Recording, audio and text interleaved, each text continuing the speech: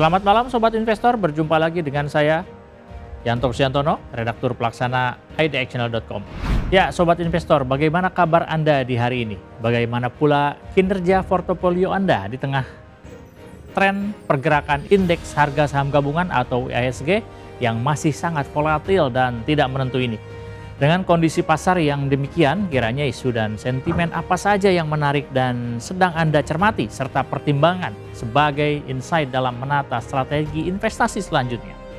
Nah, terlepas dari hal tersebut, kali ini izinkan kami dari tim redaksi IDX Channel membawakan 5 berita terpopuler dan paling diminati sepanjang Senin 6 Juni 2026 oleh para pembaca di idxchannel.com, termasuk juga Anda para pembaca setiap portal ekonomi bisnis dan pasar modal terpercaya IDX Channel. Sobat Investor, berikut ini berita pertama. JP Morgan pangkas proyeksi harga emas menjadi $4.500 Amerika Serikat di akhir tahun. Ya, membuka program Top 5 edisi malam hari ini, kabar utama datang dari lembaga keuangan global sekaligus bank investasi tertua dan terbesar di dunia yaitu JP Morgan Chase & Co yang baru saja merilis proyeksi terbarunya atas kisaran harga emas dunia pada akhir 2026 mendatang. Nah, dalam rilis tersebut, pihak JP Morgan resmi memangkas proyeksi atas potensi pergerakan harga emas dunia ke depannya yang diperkirakan tidak akan lagi ditopang oleh permintaan yang kuat dari sektor-sektor utama sebagaimana sempat dimasukkan dalam proyeksi sebelumnya. Dengan asumsi demikian, JP Morgan meyakini bahwa kondisi tersebut bakal cukup membatasi prospek kenaikan harga emas menjadi hanya sekitar $4.300 Amerika Serikat per troy ounce pada triwulan 3 2026 dan beranjak menuju $4.500 Amerika Serikat per troy ounce pada triwulan ke-4 2026 mendatang. Proyeksi nilai dalam analisis tersebut jauh di bawah proyeksi yang sebelumnya telah disampaikan JP Morgan pada 9 Juni 2026 lalu, di mana harga emas dunia saat itu diperkirakan masih akan berpeluang untuk melonjak hingga ke level $6.000 Amerika Serikat per troy ounce pada akhir tahun.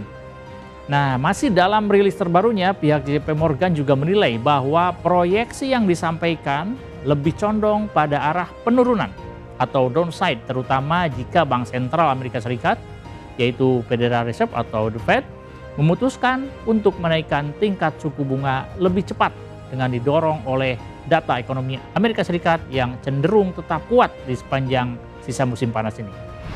Masuk ke berita kedua, saham IPO Jelly oversubscribe hingga 273,37 kali, diburu lebih dari 600.000 investor. Dari proyeksi atas pergerakan harga emas dunia, kali ini kita akan membahas kabar terbaru dari proses penawaran umum perdana saham atau Initial Public Offering alias IPO yang dilakukan oleh PT Niramas Utama Tbk atau Jelly yang terpantau laris manis dan menjadi buruan bagi ratusan ribu investor selama masa penawaran umum atau offering yang digelar pada tanggal 1 hingga 3 Juli 2026 kemarin.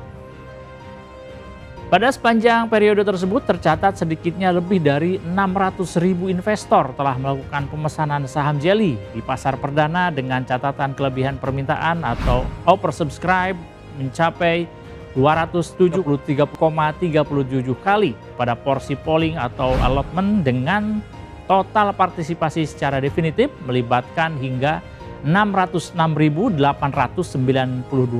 single investor ID atau SID. Dalam pelaksanaan proses IPO Jelly, manajemen perseroan telah mempercayai Sukor Sekuritas untuk bertindak sebagai penjamin pelaksana emisi efek atau underwriter tunggal, sehingga dengan demikian lembaga sekuritas dengan kode broker AZ tersebut berhak atas penjatahan penuh dari seluruh saham yang ditawarkan dalam proses IPO Jelly. Sebagaimana diketahui, dalam proses IPO kali ini PT Niramas Utama Tbk yang notabene merupakan produsen makanan dan minuman dengan merek dagang Inaco menawarkan 266 juta saham baru kepada publik dengan harga IPO dipatok di level Rp900 per saham. Dengan demikian, Melalui aksi korporasi ini, perseroan berharap dapat meraup dana segar sedikitnya 239,4 miliar rupiah. Berikutnya kita beranjak ke berita ketiga. Picoland atau RODA bakal raih suntikan dana jumbo 450 miliar rupiah dari pemegang saham. Dari IPO Jelly selanjutnya kita juga akan membahas terkait berita emiten di mana kali ini datang dari PT Picoland Development Tbk atau RODA yang mengonfirmasi kabar terbaru yang menyebutkan bahwa perusahaan pengembang properti tersebut bakal segera memperoleh suntikan dana dari pemegang saham.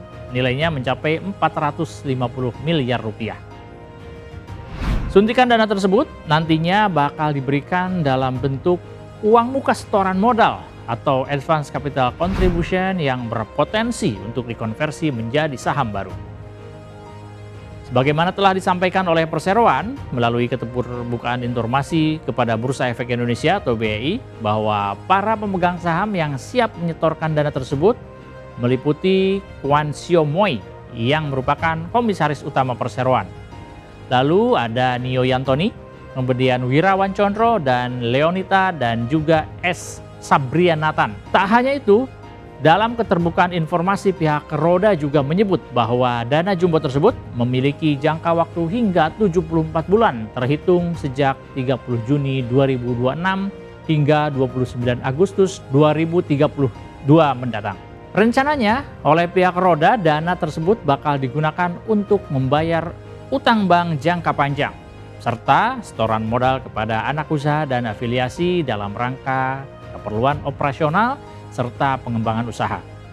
Sesuai perjanjian, pemegang saham, pemberi dana nantinya berhak mengonversi dana tersebut menjadi saham dengan nilai yang sama seperti penawaran kepada publik pada saat pencatatan saham tambahan tersebut. Namun demikian, sesuai perjanjian pula, proses konversi saham itu baru bisa dilakukan oleh para pemegang saham yang berhak paling cepat pada 2031 mendatang. Berikutnya kita akan masuk pada berita keempat. Safitra atau Visi milik Raffi dan Nagita jual gudang untuk lunasi utang. Berikutnya, jika pada berita sebelumnya PT Picoland Development Tbk mengabarkan bakal menerima sejumlah dana segar dari pemegang saham, hal berbeda justru dirasakan oleh PT Satu Visi Putra atau yang juga dikenal dengan sebutan Safitra yang terpaksa harus menjual sejumlah aset gudangnya untuk melunasi utang perseroan. Langkah penjualan aset gudang ini tercatat menjadi aksi korporasi perdana perseroan usai resmi diakuisisi oleh pasangan artis Raffi Ahmad dan Nagita Slavina pada awal Juni 2026 lalu. Lewat akuisisi tersebut, duet Raffi dan Nagita kini mengendalikan Safitra dengan porsi 61,85% saham yang dimiliki lewat PT Harmoni Semesta Investama atau HSI.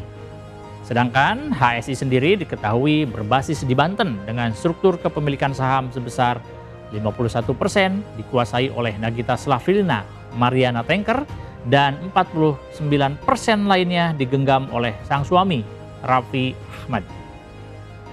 Sebagaimana telah disampaikan oleh perseroan melalui keterbukaan informasi pada Bursa Efek Indonesia atau BEI, disebutkan bahwa emiten dengan kode saham Visi ini telah menjual 8 unit gudang yang lokasinya tersebar mulai dari Marunda, Kabupaten Bekasi, Jawa Barat hingga kota Surabaya di Jawa Timur.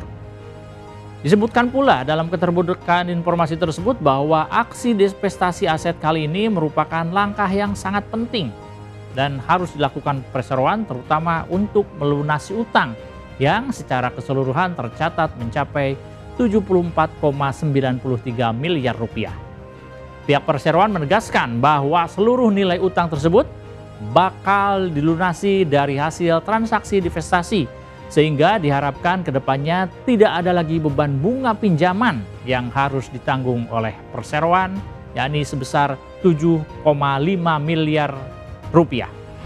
Terakhir, guna menutup program Top 5 edisi malam ini, kita masuk pada berita kelima. Ekspor terus tumbuh, pendapatan JTPE capai 265 miliar rupiah pada triwulan 1 2026. Ya, Sobat Investor, kini kita sampai pada berita yang terakhir di mana kita masih akan membahas terkait berita perkembangan emiten yang kali ini datang dari PT Jaswindo 3 Perkasa Tbk atau JTPE yang baru saja mengonfirmasi capaian kinerjanya di 3 bulan pertama 2026. Perusahaan ini membukukan nilai pendapatan sebesar 265,05 miliar rupiah. Dari total pendapatan tersebut, segmen security disebut masih menjadi kontributor utama dengan mampu menyumbang pendapatan sebesar 227,92 miliar rupiah atau setara dengan 86% dari total pendapatan perseroan dengan ditopang oleh tingginya permintaan produk dokumen identitas seperti paspor dan kartu identitas. Meski pada awal tahun tercatat adanya penurunan dibanding raihan pada periode yang sama tahun sebelumnya, namun hingga April 2026 lalu, perseroan telah mengamankan sekitar 60% dari total target pendapatan 2026 melalui berbagai kontrak strategis yang diperoleh oleh perusahaan. Oleh manajemen JTPE, capaian tersebut diyakini dapat memberikan visibilitas pendapatan yang lebih baik, sekaligus juga menjadi modal penting bagi perseroan dalam mengejar target pertumbuhan yang telah dicanangkan untuk kinerja sepanjang tahun ini. Di lain pihak, kontribusi pasar ekspor juga terus menunjukkan peningkatan seiring dengan strategi ekspansi yang telah dijalankan oleh perseroan. Meski pada triwulan ke-1 2026 penjualan domestik masih mendominasi dengan kontribusi mencapai 78%, sedangkan pasar ekspor menyumbang 22% terhadap total nilai penjualan. Namun demikian, porsi sumbangan sebesar 22% tersebut terhitung meningkat pesat dibandingkan dengan porsi pendapatan perseroan dari pasar ekspor pada periode yang sama tahun sebelumnya, yang saat itu masih di kisaran 17,8%. Ya, demikian Top 5 IDX Channel edisi kali ini. Saya Yanto Kusdiantono pamit undur diri. Semoga segala berita dan informasi yang telah kami sampaikan dapat menjadi gambaran serta tambahan pertimbangan yang bermanfaat dan membantu Anda, para investor sekalian, dalam menata strategi serta menetapkan berbagai keputusan investasi di bursa saham domestik. Dalam hal ini, kami juga senantiasa dan tidak henti-hentinya mengingatkan bahwa segala keputusan berinvestasi, baik itu pembelian maupun penjualan saham, sepenuhnya berada di tangan Anda, Sobat Investor. Yang bisa kami sampaikan adalah selalu bijak dalam berinvestasi. Pantau terus berita ekonomi, bisnis, dan pasar modal hanya di IDX Channel TV, idxchannel.com, dan media sosial IDX Channel. Sampai jumpa.